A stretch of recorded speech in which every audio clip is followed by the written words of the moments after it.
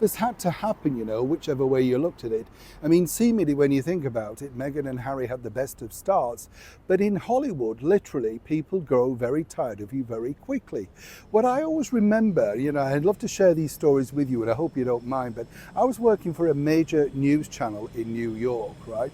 And the boss called me in, and we were just sitting there thinking about the 44th floor of this building, and I was thinking, feeling a bit queasy, thinking I don't like being this high up. But he then said to me and pointed out, very cruelly I thought at the time, you see all those girls out there? He said, each and every one of those girls wants your job, so why should I keep employing you? That was the toughness of working in this industry.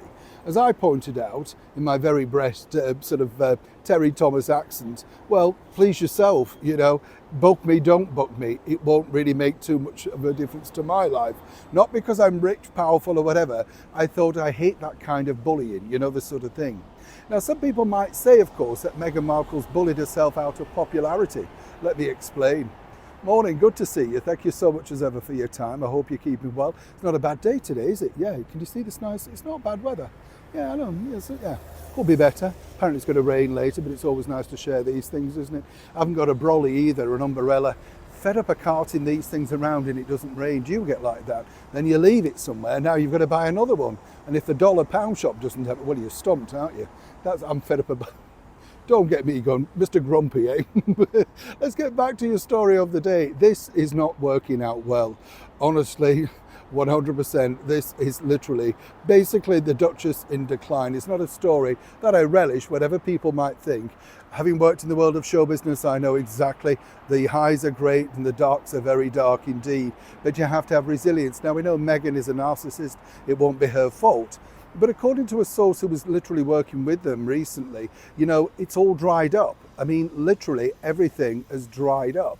So much so that some might suspect even the not exactly shining bulb moment of the former well-known as the Duke of Sussex, Prince Harry, could not have worked this out. This really all stems, and it truly does stem from this, because once the powerful turn on you, and that is the powerful in Hollywood, particularly predominantly a big publication like the Hollywood Reporter, who detail how difficult you are, and then put the extra icing on the cake by saying, we have affidavits from people who even work with you now.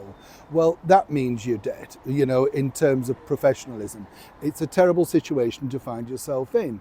According to that source, they don't get any invites, as ever, we have to say allegedly, of any meaningfulness, And this is really because, and this is my personal thought, is that they seemingly hijacked the thing. Not so much Harry, but Meghan, of course, on the red carpet recently just hijacked that children's charity. People only remember her. Nobody remembers what the cause was. And there were good people there, like Jamie Lee Curtis, etc., who openly admitted she was there for the cause, not for the publicity. Now, what Meghan and Harry, and more importantly, William, Morris and Dever have to do is to somehow funnel this back and get the meaningful invites back into Meghan's inbox. But seemingly, even though they're using their very best powers, it's not working out. And I tell you what's a bit interesting as well, that nobody's actually picked up upon, but none of the A-list stars that they represent on that roster of international famous people will not once come out and supported them, social media wise, or indeed suggested coming to a party premiere or being pictured with them. That's the gravity of how far the star has fallen. And the only way, as they say in Hollywood, is down. Neil Sean in the very heart of London.